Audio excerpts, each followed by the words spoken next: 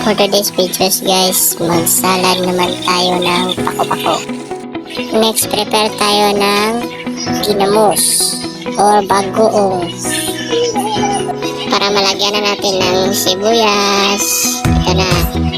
Niyad-kiyad ko na siya dito. Maya-maya, lagyan natin ng kalamansi. At hindi mawawala yan yung masarap na sili. Pangpainit dahil malamig ang panahon dito.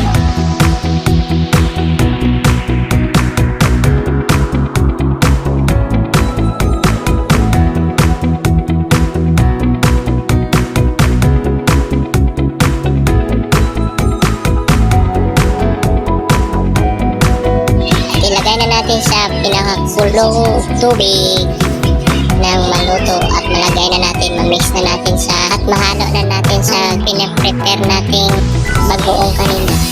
Pasensya na kayo guys kasi masakit yung lalamunan ko ngayon, yun know.